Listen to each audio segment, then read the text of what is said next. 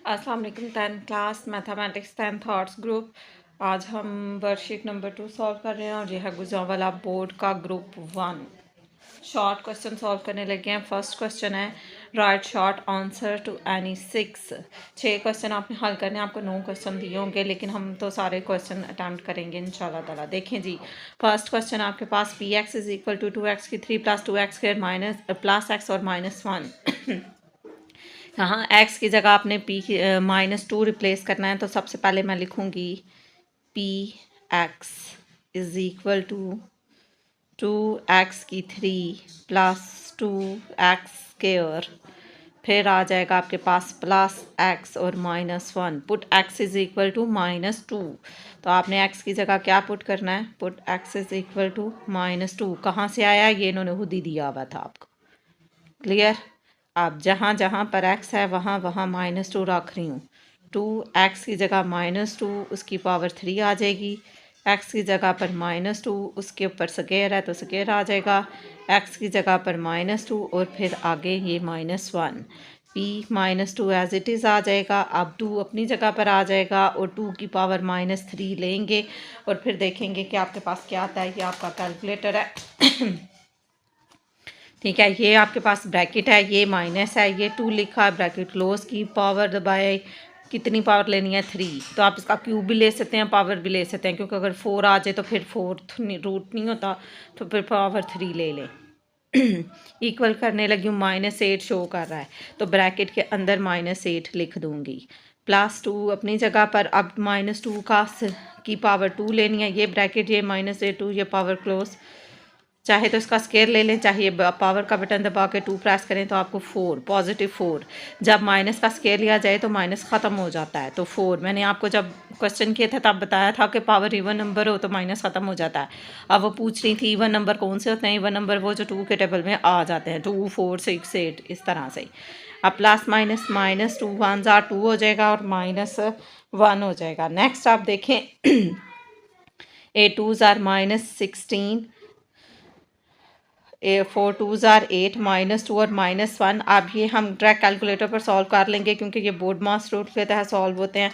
फिर आप लोग गलती कर देते हैं। +8 फिर -2 और फिर -1। ये आपके पास आ गया -11।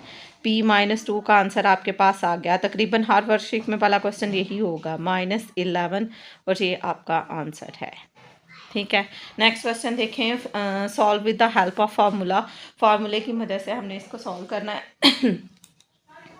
और फार्मूला कौन सा था? फार्मूला हमने पढ़ा था a+b का होल स्क्वायर। मैं साइड पर लिखने लगी हूँ, a+b का होल स्क्वायर। हमने MCQs में भी पढ़ा था, MCQs की भी इंशाल्लाह बनाऊंगी। a - b का होल स्क्वायर। तो ये आपके पास किसके इक्वल था? 2 इंटू, ये किसके इक्वल था? 2 इंटू ए स्क्वायर प्लस बी स्क्वायर।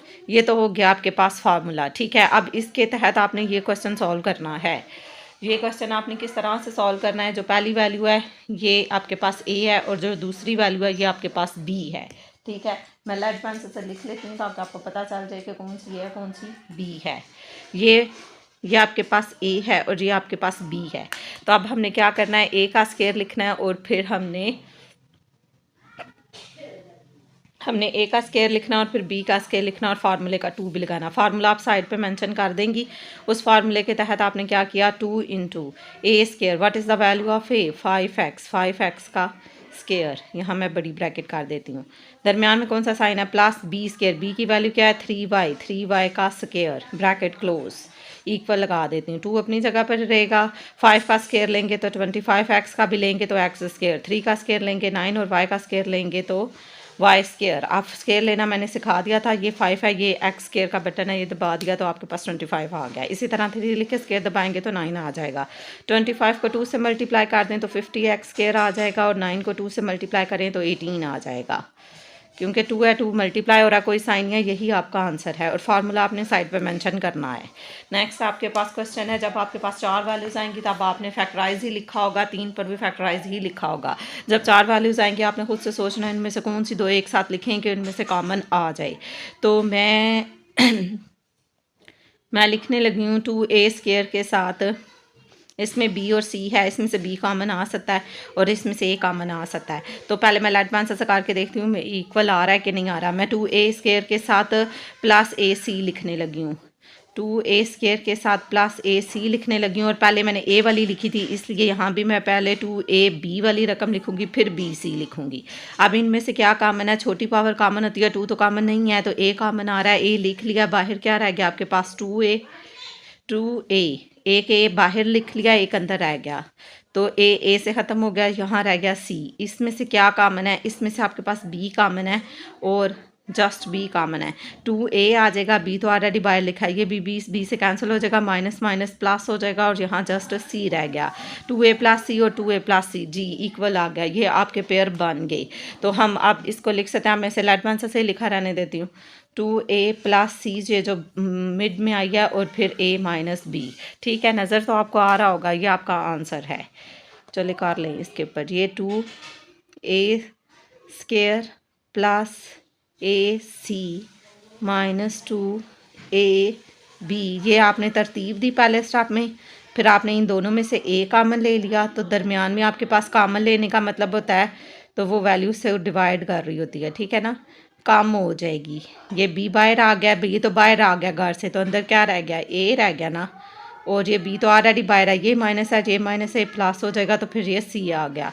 अब ये वैल्यू और ये वैल्यू सेम है, इसे एक दफ़ा लिख लिया, 2a + c। अब ये question 10th class 7th class में है फैक्टराइजेशन, अब तो ये सीख लेने चाहिए आपको।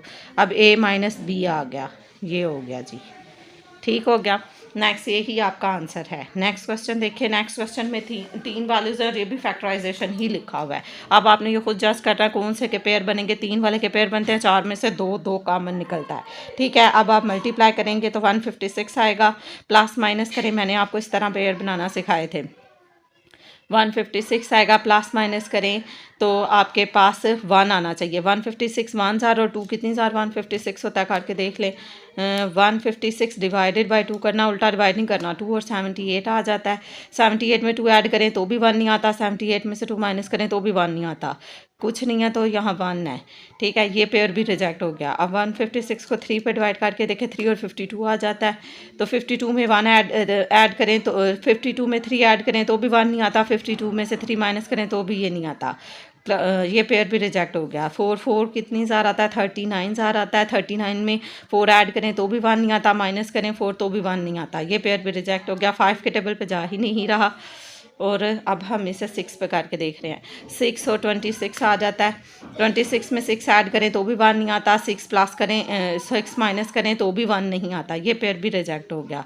अब हम इसको कैसे करने लगे हैं, 7 के टेबल पे देखते हैं। 7 के टेबल में पॉइंट में वैल्यू आ गई, मतलब नहीं जा रहा, 8 में भी पॉइंट में आ गई, 9 में भी पॉइंट में आ गई, और फिर अब हमने 10 लिया, 10 में भी पॉइंट में आ गई, और 11 को भी वैल्यू 12 पॉइंट में आ गया। अब 12 से करके देखें, 12 और 13 आ गए भाई, 12 और 13 में से 1 माइनस कर 13 में से 12 निकालेंगे तो 1 आ जाएगा। बड़ी वैल्यू के साथ वो साइन जो मिड में है, बड़ी वैल्यू के साथ वो साइन जो मिड में, मैं थक गई हूँ बता कर, आपके साइन फिर गलत ही होते हैं। बड़ी वैल्यू के साथ वो साइन जो मिड में माइनस है, तो इसमें से बड़ी कौन सी है, 13 के साथ माइनस लगा दिया। अब 10 क्लास खुद सोचना है कि दूसरे के साथ प्लस लगेगा या माइनस लगेगा कि 1 आएगा, नहीं पता चलता तो देख लें, -13 + 1 करेंगे तो आपके पास 12 आ जाता है, सॉरी 1 चाहिए आपको, -13 और +12 करेंगे तो 1 आता है। अगर आप इसमें +13 -13 और -12 कर देंगे तो वो वैल्यू ऐड हो जाएगी, आपको -1 ही चाहिए था, ये -1 है। बड़ी वैल्यू के साथ वो साइन तो दूसरे के साथ प्लस लगेगा। अब आपके पास पेयर बन गया है -13 and +12। x² mid term factorization है, मिड टर्म आपने उसको ब्रेक कर देना है, mid term break 7th class में भी। अब ये क्वेश्चन -13x + 12x -156, इसमें से x कॉमन है, छोटी पावर कॉमन होती है, x - 13 क्योंकि x ऑलरेडी बाहर है, इसमें से 12 कॉमन है, 12 कितनी बार अभी हमने मल्टीप्लाई किया, 12 13 बार 156 होता है, तो यहाँ 13 आ जाएगा। तो x - 13 है। पहले तो मैंने साइन चेंज किया था क्योंकि बाहर माइनस था, यहाँ मैंने साइन चेंज नहीं किया क्योंकि यहाँ पर प्लस है, ब्रैकेट के बाहर वही साइन होता है जो इस वैल्यू के साथ लिखा हुआ होता है। आगे क्या आ जाएगा आपका x + 12, बस ये क्वेश्चन इतना ही। अगर इक्वल टू 0 लिखा हो तो हम दो वैल्यूज़ भी निकालेंगे एक्स की, अगर इक्वल टू 0 नहीं है तो जस्ट यही आपकी फैक्टराइजेशन है। नेक्स्ट क्वेश्चन आपके पास 8x की 3 माइनस वाई की 3। अब ये क्यूब का फार्मूला बनता है सेपरेट सेपरेट क्यूब का, यहाँ पर लिखने लगी हूँ A cube minus B cube, दो सेपरेट सेपरेट क्यूब का फार्मूला दो बंद ब्रैकेट में A square minus A B, sorry यहाँ माइनस है तो प्लस ए बी का स्क्वायर, ये फार्मूला है। आप लोगों को फार्मूला लिख कर अप्लाई भी करना नहीं आता 10th क्लास। अब ये देखें 8 को पहले हम ए की 3 बनाएंगे तो हो ये फार्मूला अप्लाई होगा। 8 किसका क्यूब बनता है अब हमें ये भी नहीं पता, तो ये शिफ्ट ये एक्स की 3 जहाँ लिखा होगा ये मेरे पर ये स्क्वायर रूट के ऊपर लिखा है, ये आ गया स्क्वायर रूट का साइन, ये क्यूब रूट बन गया। यहाँ 8 लिखें फिर इक्वल प्रेस करें, ये इक्वल क्या आ रहा है आपको 2, ये पता चल गया मुझे कि ये 2 का क्यूब बनता है। कैसे पता चला? क्यूब रूट लेने से। ये आ गया 2, यहाँ लिखा x, ये 2 x का क्यूब बनता है, ये किसका क्यूब बनता है? ये y का क्यूब बनता है। अब आपने ये आपके पास a है, ये आपके पास b है, a minus B A square plus A B और प्लस बी स्क्वायर मैं बनाने लगी हूँ। a माइनस बी, a की जगह क्या लिखूँगी 2x माइनस वाई, बी की जगह क्या लिख, ए की जगह ए स्क्वायर, ए की वैल्यू क्या है 2x, तो मतलब 2x का स्क्वायर। ठीक हो गया। आगे वैल्यू क्या लिखी हुई है प्लस ए बी, ए की जगह 2x, बी की जगह y प्लस y का स्क्वायर, b का स्क्वायर, b की वैल्यू क्या है y का स्क्वायर। ठीक है, ये हो गया फार्मूला अप्लाई। अब इसको मज़ीद सॉल्व करेंगे। 2x माइनस वाई, 2x का 2 का स्क्वायर होता है 4x का स्क्वायर, एक्स स्क्वायर। अब ये कैलकुलेटर नहीं देगा, आपने x के ऊपर खुद ही डालना है, याद रख के। 2 को मल्टीप्लाई करेंगे x से, 2x को y से कर देंगे 2xy, ये तीनों वैल्यूज़ दोनों वैल्यूज़ मल्टीप्लाई हो रही हैं क्योंकि इनके दरमियान कोई साइन नहीं। y का स्क्वायर लेंगे तो y स्क्वायर, ये आपका आंसर आ गया।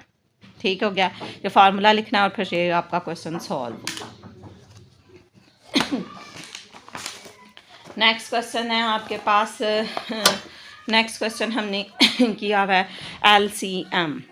LCM उर्दू में क्या होता है? उर्दू में होता है ज़ोज़ाफिकल और इंग्लिश में होता है LCM, लीस्ट कॉमन फैक्टर। तो सबसे पहले मैं 12 की फैक्टराइजेशन करूँगी, फिर 8 की और फिर 4 की, वो मैं ऊपर ही कर लेती हूँ, मेरे पास ऊपर जगह है।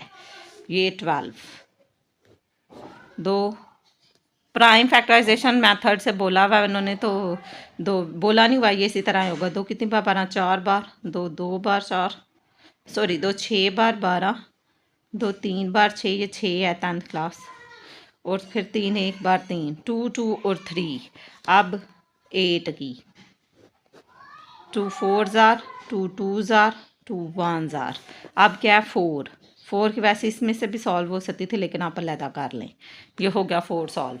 अब आपके पास P Q और R रह जाएंगे। ठीक है, सबसे पहले मैं लिखूँगी factorization FACTORIZATION, factorization of 12 P की 3 Q स्क्वायर। पहली रकम लिख ली, उसके आगे इक्वल डाल रही हूँ।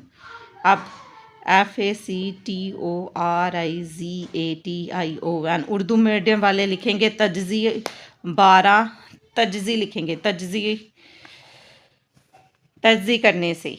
ठीक है ना, क्या है 8 P स्क्वायर Q है और R की मैंने 3 लिखा हुआ है। फिर तीसरी रकम है FACTORIZATION, फैक्टराइजेशन ऑफ 4, ये तो मैंने रकमें ही लिखी हैं एक एक लाइन में। ठीक है, अब आगे से सॉल्व करने लगी हूँ। 12 के फैक्टर क्या बने थे? 2 2 और 3, 2 दफ़ा 2 हैं, ये 2 है, ये 2 है और ये फिर 3 है। ठीक है, आगे देखें P की 3 है, Q की 2 है, तो P की 3 है एक P, दूसरा P और ये तीसरा P। फिर Q की 2 है, जस्ट एक Q और फिर ये दूसरा Q। अब 8 वाले में 3 दफ़ा 2 है, एक दफ़ा 2, ये मैं एक तरफ निकाल लेती हूँ, ये 2 के नीचे 2 लिख देते हैं ताकि हमें कॉमन ढूंढने में आसानी रहे। अब P की 2 हैं तो P के नीचे लिख देती हूँ 2 दफ़ा, Q एक ही दफ़ा है और R 3 दफ़ा है, तो R में आगे लिखने लगी हूँ। अब एक R, 2 और ये 3। ठीक हो गए। अब आपने 4 की किया तो 2 इंटू 2 4 है, तो 2 को 2 के नीचे लिख दिया। पी 3 दफ़ा है तो ये एक पी, दूसरा पी और तीसरा पी, ठीक है। क्यू, क्यू भी 3 दफ़ा है तो एक क्यू, दूसरा क्यू और ये तीसरा क्यू। और आर एक ही दफ़ा आ रहा है, ये लो, ठीक हो गया। अब आपने कॉमन ढूंढना है।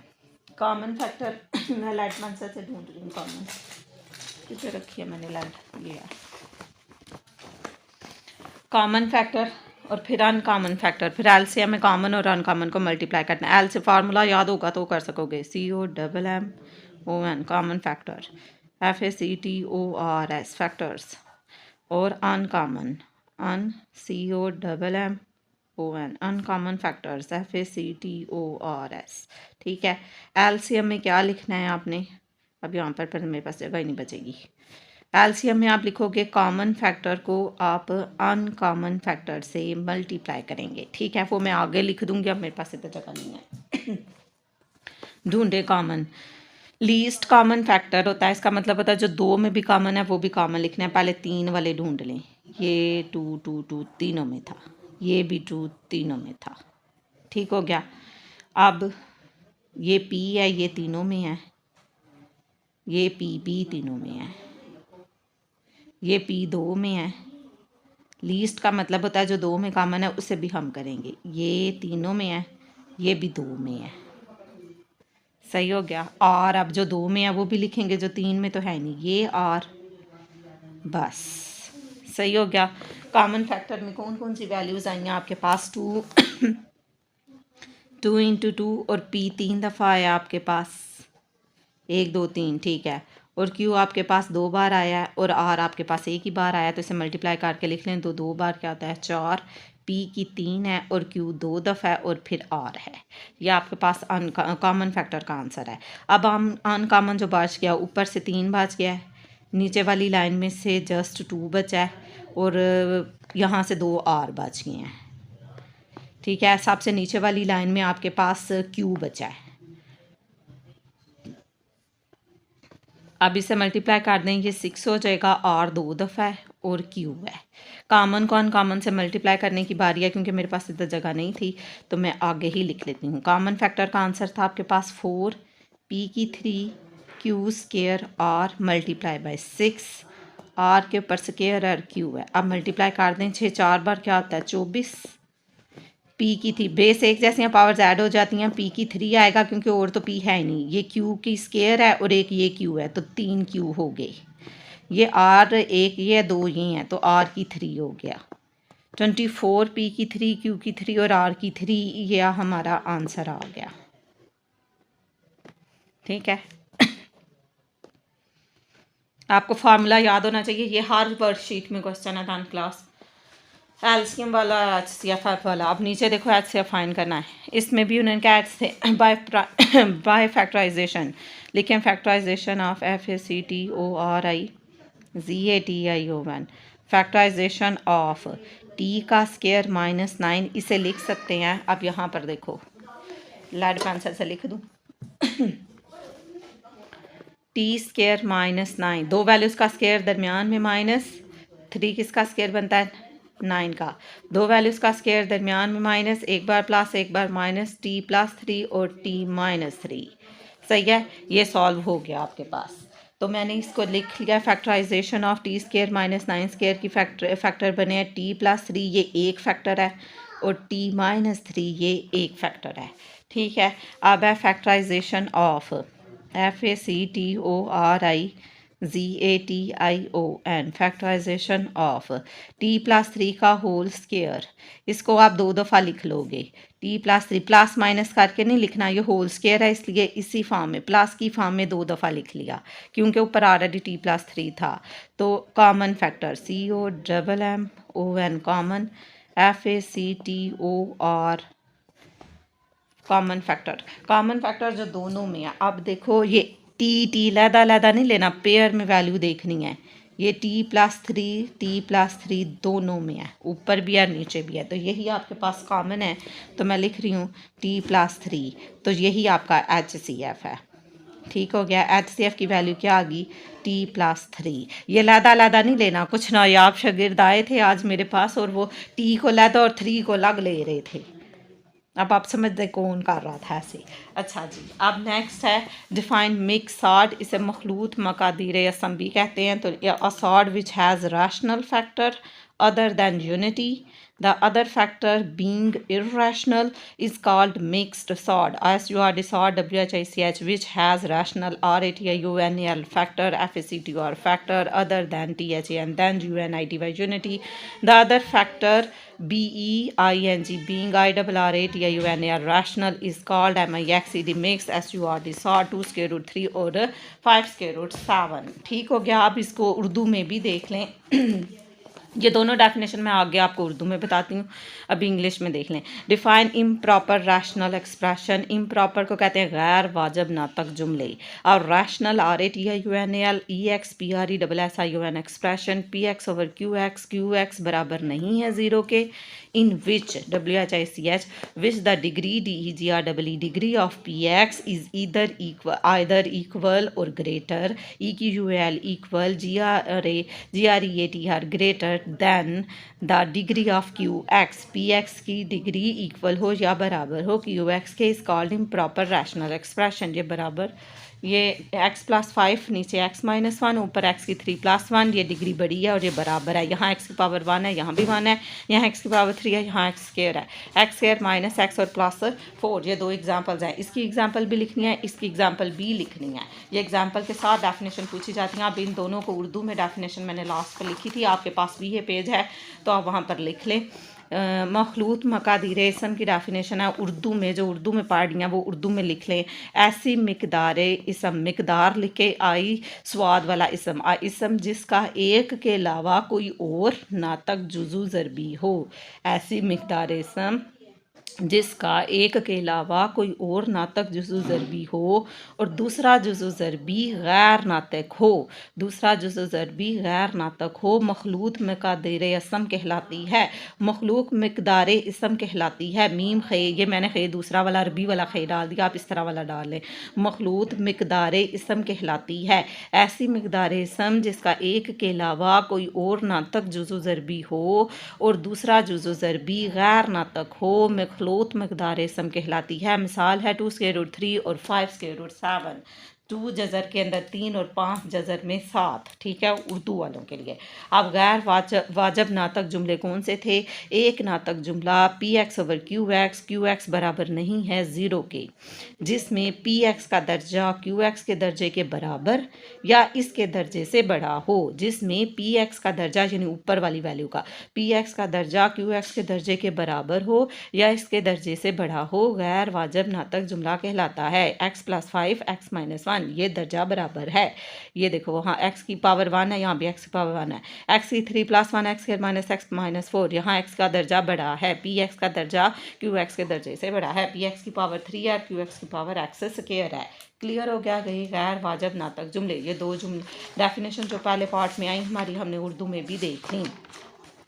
नेक्स्ट क्वेश्चन नंबर 3 है। क्वेश्चन नंबर 3 देखें, आई थिंक अंदर अजान ना हो जाए मगरब की। देखें जी, इधर भी आप सॉल्व ही लिखा हुआ है, 10 क्लास से सॉल्व आपकी जान नहीं छोड़ेगा। अब इसमें एक ही एक्स है तो इसी की वैल्यू आपने निकालनी है। एक तरफ एक्स वाली, दूसरी तरफ कांस्टेंट। कांस्टेंट कौन सी? जहाँ एक्स नहीं होता। 44 अपनी जगह पर लिख दिया, +22 है तो उधर जाकर -20, सॉरी +20 है दूसरी तरफ जाकर -20 हो जाएगा। 44 में से -44 -20 कर देंगे तो वो आपके पास 24 आंसर आ रहा है। माइनस करके यहाँ 3 मल्टीप्लाई हो रहा है, ये कैसे पता चलेगा? आप ये 6 क्लास का अलजेब्रा खुदारा देख लिया करें कि मल्टीप्लाई हो रहा है, दूसरी तरफ जाकर ये डिवाइड हो जाएगा क्योंकि इसके दरमियान कोई साइन नहीं। 3 कितनी बार? 24, वो भी हमें पता नहीं आता है कि नहीं। डिवाइडेड बाय 24 डिवाइडेड बाय 3 कर लें तो आपका आंसर दे रहा है 8। तो ये आपका x = 8, ये आपका आंसर आ गया। और छोटा सा क्वेश्चन है और ये 2 मार्क्स का आपका। नेक्स्ट देखें, ये फिर से फैक्टराइजेशन आ गई, फिर से 3 वैल्यूज़ हैं और इस बार =0 भी है। मैंने आपसे कहा था 3 वैल्यूज़ हों तो पेयर बनते हैं और अगर एंड पे 0 भी लिखा हो तो 2 वैल्यूज़ भी निकालते हैं। ये मल्टीप्लाई यहाँ पर कुछ नहीं है तो 1 है, 12 को 1 से ज़रब देंगे तो 12, मल्टीप्लाई करें तो 12 बाय प्लस माइनस करें तो 4 आए। 2 कितनी बार 12, 2 6 बार 12, 6 में 2 जमा किया 8, 6 में से 2 निकाले तो 4, मिल गए पेयर। बड़ी वैल्यू के साथ वो साइन जो मिड में है, मिड में माइनस है, इसमें बड़ी कौन सी है 6, 6 के साथ मैंने माइनस का साइन लगा दिया, दूसरी के साथ प्लस लगाऊंगी तो 4 बनेगा, अगर माइनस लगा दूंगी तो आपके पास माइनस माइनस वो जमा होकर 8 रकम दे देगा। अब मिड टर्म आपकी ब्रेक हो गई है। अब हमने इसको एक्स स्क्वायर लिख दिया प्लस 4 की जगह मैं लिख रही हूँ 2x, ये जो पेयर बने हैं इसके साथ x यूज़ है x लगा दें, y यूज़ है क्वेश्चन में तो y लगा दें, -6x -12। ठीक है, अब 3 से ये 4 में बन गया। अब 2 2 में कॉमन ले लेना है, ये एक्स स्क्वायर है और x में से ये x कॉमन है, x + 2 आ गया। इसमें से 6 और 12 में से क्या कॉमन है, 6 कॉमन है। x 6 कितनी बार 12, 6 2 बार, ये माइनस और ये माइनस से प्लस हो गया। दरमियान वाली वैल्यू सेम आ गई, मतलब हमारे पेयर ठीक बने हैं। जो सेम वैल्यू है x + 2 वो एक बार लिख ली और दूसरी तरफ क्या है आपके पास x - 6 है =0। मैंने आपसे कहा था जब =0 हो तो दोनों को =0 करके दो वैल्यूज़ निकालेंगे। तो x - 6 =0, x +2 है, इक्वल के दूसरी तरफ जाकर -2 हो जाएगा। मैं डायरेक्ट लिख रही हूँ एक स्टेप, -6 है तो 0 के इस तरफ जाकर ये +6 हो जाएगा। तो सोल्यूशन सेट में आप दोनों आंसर लिख देंगे -2 और 6। नेक्स्ट अब आपके ये पेयर यहाँ तक आपको बना कर दिए गए, कुछ नहीं करना, दोनों को =0 करके दो वैल्यूज़ निकाल लेनी है। =0 5x - 4 =0। ठीक है, ये 2x है +1 है, उस तरफ जाकर 0 के उस तरफ जाकर -1 हो जाएगा। 5x है -4 है, उस तरफ जाकर +4 हो जाएगा। x अपनी जगह पर, 2 इधर मल्टीप्लाई हो रहा है तो इधर जाकर डिवाइड हो जाएगा। अब ये 5 इधर मल्टीप्लाई हो रहा है तो उधर जाकर 4/5 यानी 5 डिवाइड हो जाएगा। तो सोल्यूशन सेट में आप दो आंसर लिखोगे इसके, एक -1/2 लिखेंगी और दूसरी तरफ लिखेंगी 4/5 और ये भी आपका आंसर आ गया। नेक्स्ट देखिए सॉल्व, फिर आ गया अब मॉड वाले क्वेश्चन 4.1 के। मॉड को हटाकर अगली वैल्यूज़ के साथ हम +b लगाते हैं और -b लगाते हैं और इसके आंसर को हमें चेक भी करना पड़ता है। तो अब ये क्वेश्चन दो हिस्सों में ब्रेक हो गया। एक में 2x - 3 +5 लिखा और एक में 2x - 3 =-5 लिखा। क्लियर। अब आपने क्या करना है, 2x = 5 -3 है तो इस तरफ जाकर +3 हो जाएगा, तो 5 और 3 जमा करेंगे 8 हो जाएगा। 2 इधर मल्टीप्लाई हो रहा है तो 8 के नीचे जाकर डिवाइड हो जाएगा। x = 2 कितनी ज़ार 8, 2 4 ज़ार 8, एक वैल्यू हमारे पास आ गई। अब ये -5 अपनी जगह पर ही रहेगा, जब -3 उस तरफ जाएगा तो वो +3 हो जाएगा।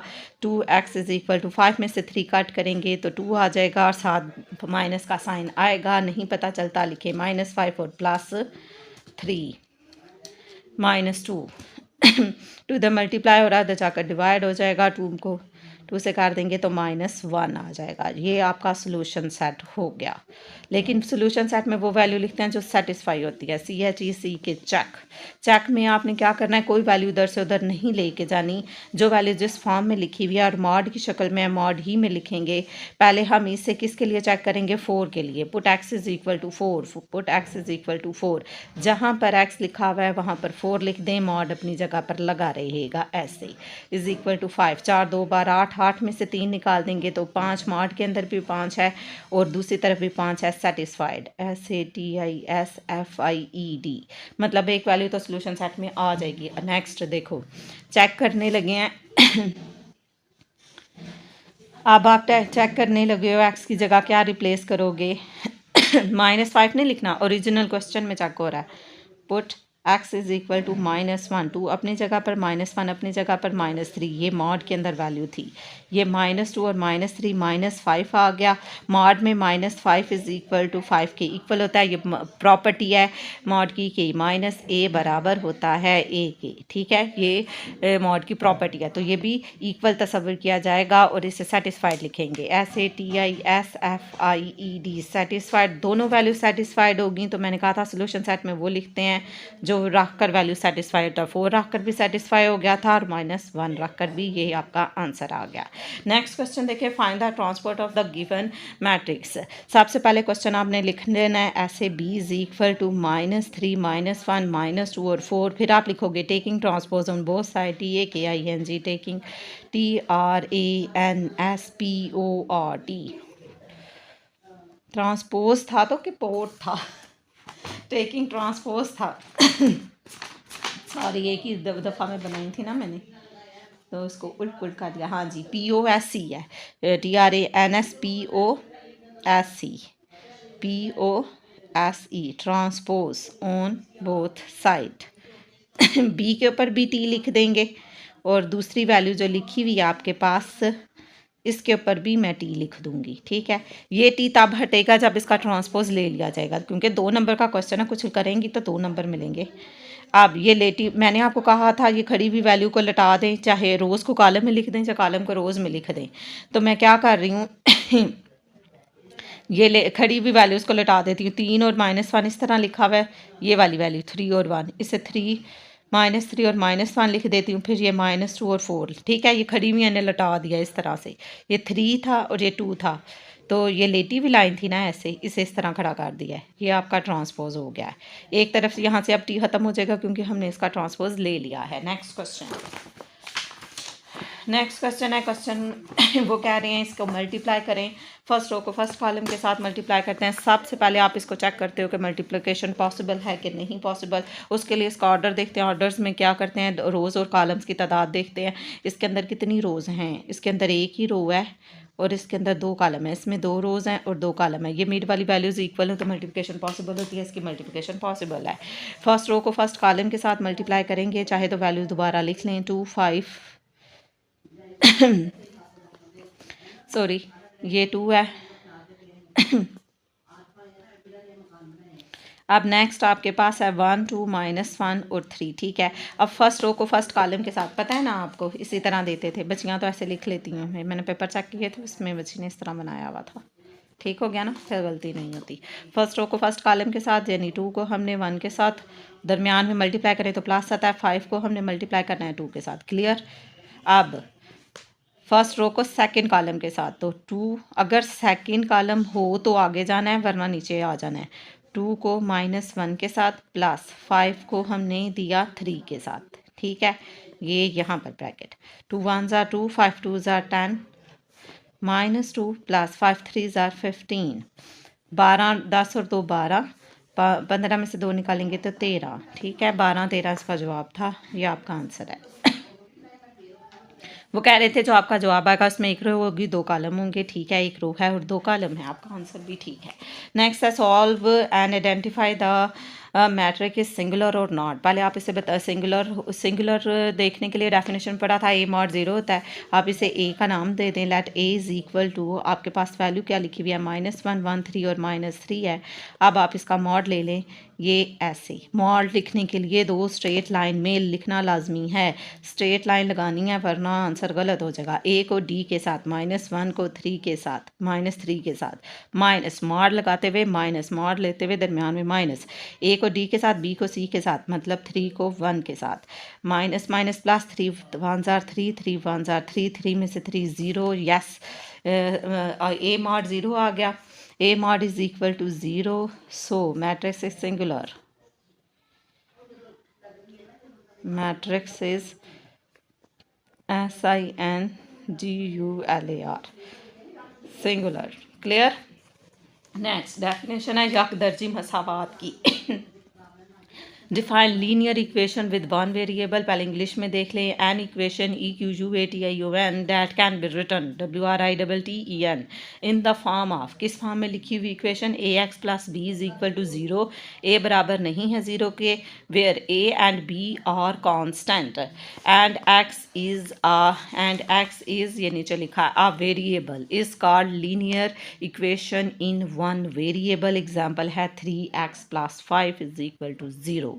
क्लियर, ये मैंने आपको पहले भी लिखवाई हुई है, आप वीडियो को स्टॉप करके उधर से इक्वेशन लिख सकते हैं। Equation that can be written in the form of AX + B is equal to 0, A बराबर नहीं है 0 के, where A and B are the constant and X is a variable is called linear equation in one variable, और 3x + 5 is equal to 0। और आगे ये भी देख लें, ये दोनों इक्वेशन आगे फिर मैं उर्दू में डिस्कस करती हूँ। Define row matrix with one example, कितारी कालब, a matrix consisting CONSISTING consisting of one row only is called a row matrix. ऐसी मैट्रिक्स, ऐसा कालब जिसमें सिर्फ एक ही रो हो कितारी कालब कहलाता है। मतलब A इज इक्वल टू 2 3, इसमें एक ही रो है, ये इसकी एग्जाम्पल है। नेक्स्ट आप इन दोनों इक्वेशन यानी डेफिनेशन को हम उर्दू में करने लगे हैं। यकदर्जी मसावात, लीनियर इक्वेशन को यकदर्जी मसावात कहते हैं, वो आप वहाँ पर जो उर्दू में पढ़ रही हैं वो उर्दू में लिख लें। ax plus B is equal to zero, A बराबर नहीं है ज़ीरो की शक्ल की मसावात जिसमें ये लिखना है, फिर लिखना है कि यानी ऐसी शक्ल की मसावात जिसमें ए और बी कोई मुस्तक़लात, या लिख दो मुस्तकिल मिक़दारें हैं। इस ये लफ्ज़ मुश्किल लगता है तो उसकी जगह लिख लो ए और बी कोई मुस्तकिल मिक़दारें हैं और एक्स एक मतगैर है, मतगैर वेरिएबल को कहते हैं और मुस्तक़लात कांस्टेंट को कहते हैं। A X plus B is equal to zero, A बराबर है ज़ीरो की शक्ल की मसावात जिसमें ए और बी कोई मुस्तकिल मिक़दारें हैं और एक्स एक मतगैर है। मुस्तक़लात की जगह लिख दें ए और बी कोई मुस्तकिल मिक़दारें हैं और एक्स एक मतगैर है। नेक्स्ट, कितारी कालब, ऐसा कालब जिसमें एक ही कितार हो, ऐसा कालब जिसमें एक ही कितार हो कितारी कालब कहलाता है। मसलन ए इज़ इक्वल टू 2 3 है, मैंने खुद से एग्जांपल ली दिया, आप भी लिख सकते हैं, है तो एक ही कितार ना। नेक्स्ट देखें, आपके पास है क्वेश्चन नंबर 4 और लास्ट क्वेश्चन है, जल्दी से देख लेते हैं। Find the third side of the triangle. उधर ट्राइंगल बनी हुई थी तो मैंने उसमें एक साइड मिस थी तो मैंने शायद इस तरह लिख दिया है एक ही। अगर वो third side of a right angle triangle का जिक्र हो तो आपने क्या करना है, पाइथागोरस थ्योरम लगता है वो कुछ ने पढ़ा था कि हाइपोटेन्यूज का square, base square, attitude square, और अगर सी की फॉर्म में देखें तो आपने पढ़ा था C square is equal to A square plus B square. तो ए से एटीट्यूड और बी से बेस और C replace the values. A की वैल्यू 5 है, यहाँ 5 का स्क्वायर लगा देंगे, और बी आपके पास नहीं है, बी की जगह बी ही लिखा रहने दूंगी, और सी की वैल्यू आपके पास 13 है और उसका स्क्वायर लेंगे तो 13 का स्क्वायर। यहाँ पर अब आप कैलकुलेटर लें, यहाँ पर ब्रैकेट ऑन कीजिए, 13 लिखा, ये ब्रैकेट क्लोज की, यहाँ स्क्वायर लिखा, इक्वल प्रेस किया, 169 आ गया आपके पास, और 5 का स्क्वायर लेंगे तो 25 आ जाता है। बी स्क्वायर 25 इधर प्लस हो रहा है, इधर आकर माइनस हो जाएगा, तो बी स्क्वायर 169 में लिखा हुआ है मेरे कैलकुलेटर पर, मैं माइनस दबा कर 25 दबा रही हूँ तो 144 आ जाएगा। आपको बी स्क्वायर की वैल्यू नहीं चाहिए, आपको जस्ट बी चाहिए, तो taking square root on both side 144 का आप स्क्वायर रूट ले लें। 144 मेरे पास लिखा हुआ है, ये जजर का साइन है, ये दबाया और आंसर इक्वल प्रेस कर दें तो आपके पास 12 आ जाएगा। पाइथागोरस थ्योरम ऑलवेज पॉजिटिव में ही लिखा जाएगा, तो ये आपके पास प्लस माइनस नहीं लिखेंगे, जस्ट 12 लिख देंगे। बी की वैल्यू लेंथ जो फिर आपके पास आगे 12, और अगर इधर सेंटीमीटर लिखा हुआ है तो लिख दें, और अगर कुछ भी नहीं लिखा तो आप कुछ भी ना लिखें। बी की वैल्यू आपकी आ गई। आगे नेक्स्ट क्वेश्चन है, find the volume of cube whose edge is 4 centimetre. Volume of cube का वॉल्यूम फाइंड करें जबकि उसका एज जोन सी है वो 4 है। अगर आपको वॉल्यूम का फार्मूला आता होगा, volume of cube VOLUME, volume of cube CUBE, cube is equal to L3, तो आपको खुद ब खुद पता चल जाएगा ये वैल्यू L की है, L इज़ इक्वल टू 4। ठीक है, अब रिप्लेस द वैल्यू, तो VOLUME दोबारा बेशक लिख लें, volume of CUBE cube, L की जगह 4 सेंटीमीटर और क्यूब लिख देंगे इस तरह से। 4 का क्यूब 64 होता है, नहीं पता चलता, ये ब्रैकेट ये 4 ये, तो पावर ले लें या क्यूब ले लें। क्यूब लेना है तो आप ये मेरे पास शिफ्ट दबाऊंगी और एक्स स्क्वायर का बटन दबाऊंगी तो मेरे पास क्यूब आ जाएगा। डिफरेंट कैलकुलेटर में डिफरेंट बटन से आ जाता है।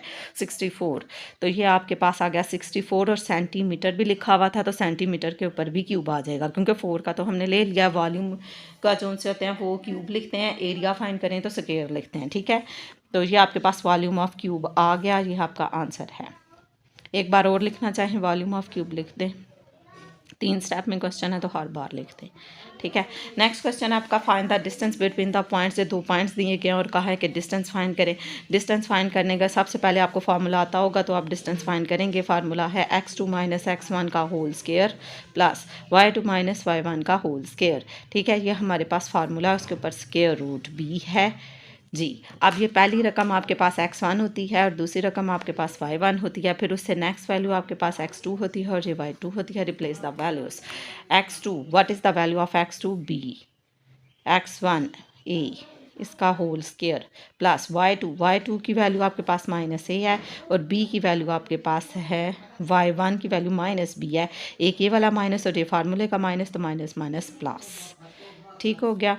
अब ये देखें आपके पास ये b माइनस ए है और ये a प्लस बी है, तो आपने इसकी तरतीब दुरुस्त करनी है, तो आप दोनों तरफ से माइनस कॉमन लेंगे और फिर हम क्वेश्चन को सॉल्व करेंगे। ठीक है, ये b माइनस ए की फॉर्म में भी बांध सकता है, लेकिन a प्लस बी की फॉर्म में भी बांध सकता है। अब मैं आपकी बुक के ऊपर देखती हूँ कि उन्होंने a प्लस बी के a माइनस बी लिखा हुआ है, तो a माइनस बी, यही से a माइनस बी करने के लिए इसमें से -1 कॉमन लूँगी।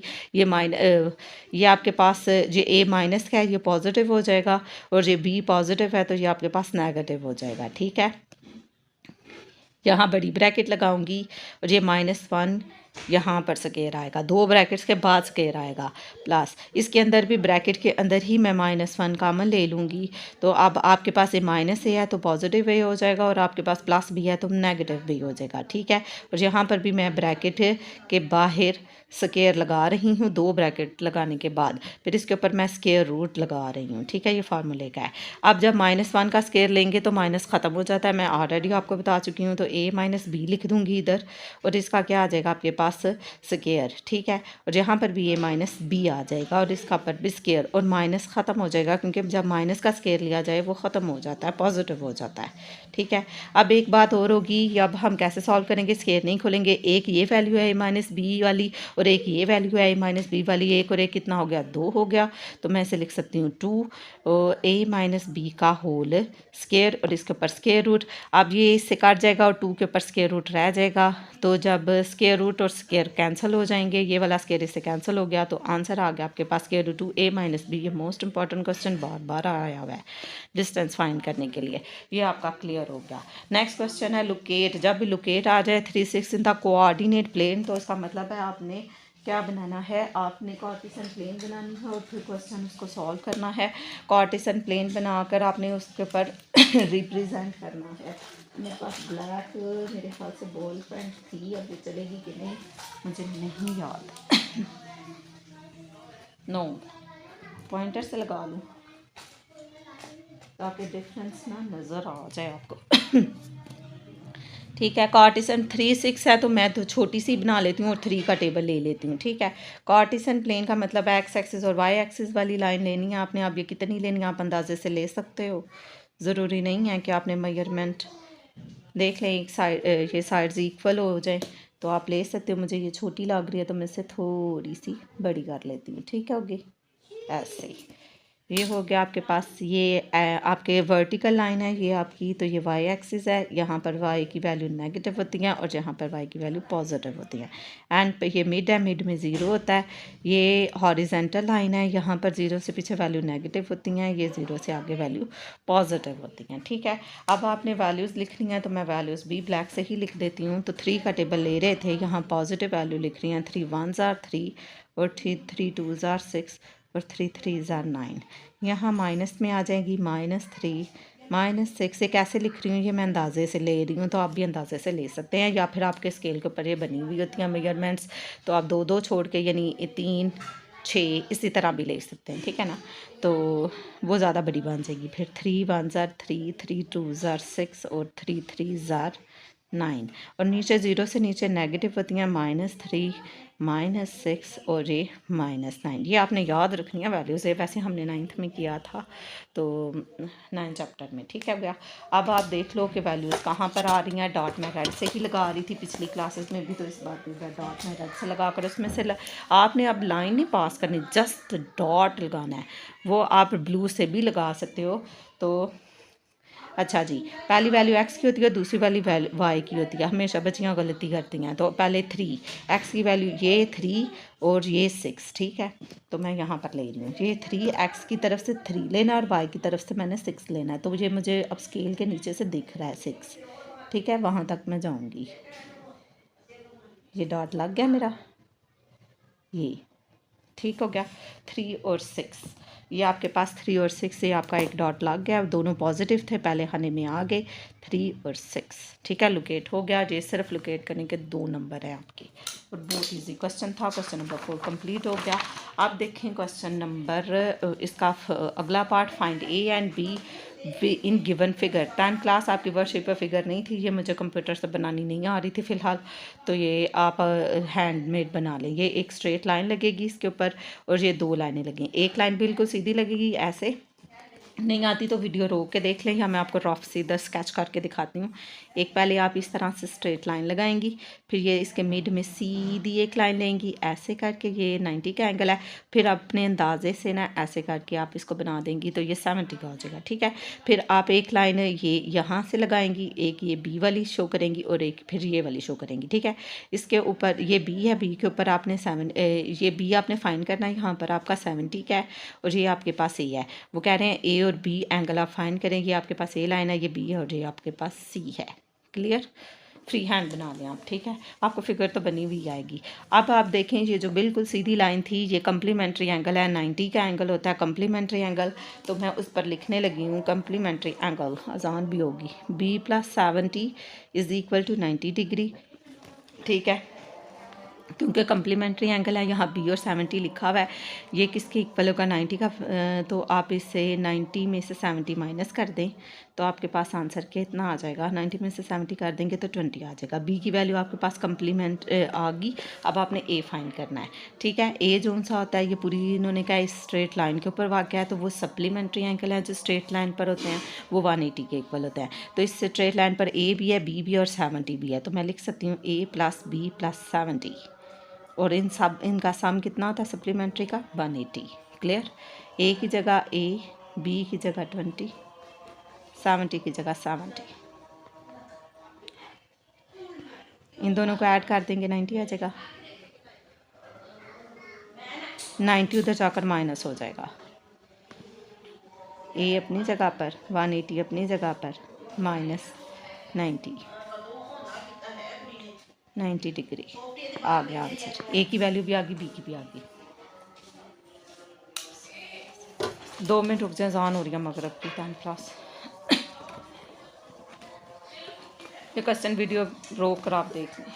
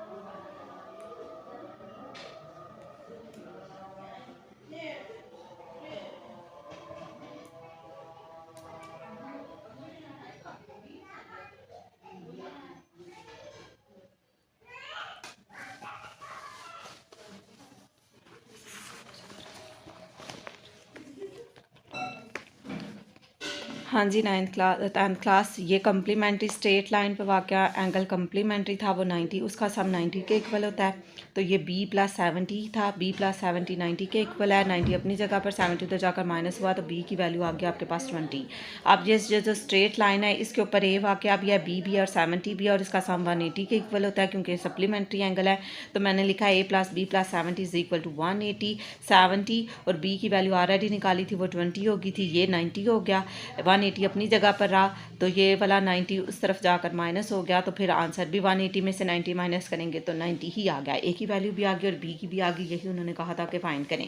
नेक्स्ट दिखाएं डिफाइंड को लीनियर पॉइंट्स, इसे उर्दू में हम खत निकात कहते हैं, या उर्दू में डेफिनेशन भी डिस्कस करते हैं। पहले इंग्लिश में देख लें। Points POINTS points LYING lying on the same straight STRAIGHT straight line are called collinear points. Same straight lines are called collinear points. Points. आगे है define cuboid also writers formula. Cuboid को कहते हैं मकाबनुमा और इसका फार्मूला भी लिखना है। A six faces figure FIGURE figure which has length, breadth and height HEIGHT it is called cuboid CUBOID, जिसकी लेंथ भी हो, ब्रेथ भी हो और हाइट भी हो। Volume of cuboid is equal to L cross B cross H multiply हो रहा है। आगे है define sector draw its figure. Sector की डेफिनेशन भी लिखनी है, इसका फिगर भी ड्रा करना है। ये आपके पास एक दायरा है, ये आपको उसका मरकज़ है यानी सेंटर है। यहाँ से मैंने दो लाइनें अपनी मर्ज़ी से एक इस तरफ लगा दिया है, एक इस तरफ लगा दिया है। इसके दरमियान ये जो इलाका है ये आपका सेक्टर कहलाता है। मतलब एक रेडियस और एक सेंटर और उसके दो रेडियस के दरमियान जो इलाका घिरा हुआ है आपका, वो आपका सेक्टर कहलाता है। इंग्लिश में देखें आ circular region BOUNDED bounded by an arc. ये bounded by an arc of a circle and its two corresponding radical segment is called a sector of a circle. In the figure region OAB, ये जो इलाका है reason इलाके को कहते हैं, is the sector of a circle. ये circle का सेक्टर है विद सेंटर एट O, जिसका सेंटर O है। A circular CIR circular region REGION bounded by an arc of a circle and its two corresponding radical segment. corresponding CORRESPONDING radical segments is called a sector of a circle. In the figure region REGION AOB is the sector of the circle with the center O. Next देखें define equal angles with figures मसावी जाविये। Equal angles are angles with equal measures. ऐसे angle जिनकी एक जैसी यानी मिकदार हो तो वो फिर इक्वल एंगल्स कहलाएंगे। ये इसकी फिगर है, फ्री हैंड बनाएगी, आप अंदाजे से बना सकते हैं। एक इस तरह का मैंने एंगल का साइन बनाया, फिर दूसरा एक को मैंने ए नाम आप अपनी मर्ज़ी से भी दे देते हैं। आपकी बुक पर OAF दिए हुए थे और LMN दिए हुए थे। वो कह रहे हैं एंगल O एंगल A के बराबर है। इसको एंगल का ये एंगल का साइन है, इसे एंगल इस तरह ही लिखते हैं। फिर ये O लिखा हुआ है इज इक्वल टू एंगल लिखा हुआ है, फिर आगे L डाला हुआ है कि एंगल O एंगल L के इक्वल है। अब उर्दू में इसकी डेफिनेशन देख लें। ऐसे जाविये जिनकी मिकदारें मसावी हों मसावी जाविये कहलाते हैं। इक्वल एंगल को मसावी जाविये कहते हैं। अगर आप उर्दू में लिखना चाह रही हैं तो लिखें ऐसे जाविये ज़ेलिफ़ा वाओ और ये जिनकी मिकदारें मसावी हों मसावी जाविये कहलाते हैं। बस आगे सेक्टर की भी उर्दू में डेफिनेशन थी, तो देखें सेक्टर की उर्दू में डेफिनेशन। सेक्टर बार बार आई हुई, अगर आपको इंग्लिश में मुश्किल लगती है तो आप 10th क्लास उर्दू में करें, लेकिन क्योंकि ये बार बार आई हुई है। दायरे के दो रद्दासी कत्तात और इनके मुतल्लिका कोस से घिरा हुआ इलाका।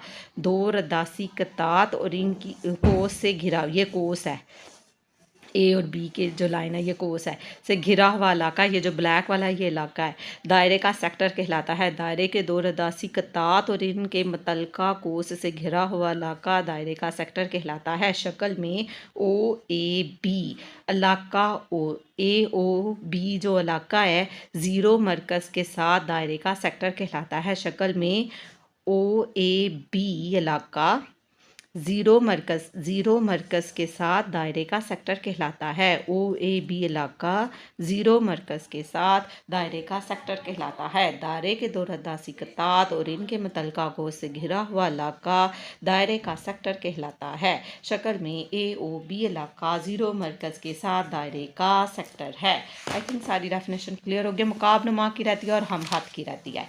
ये देखें जी, हम हथ निकात कौन से होते हैं? एक ही हथ पर वाक़या नकात हम खत नकात कहलाते हैं। कोलिनियर पॉइंट्स जो उर्दू में कर रही हैं वो लिखें हम खत नकात और लिखें एक ही खत पर वाक़या नकात हम खत नकात कहलाते हैं।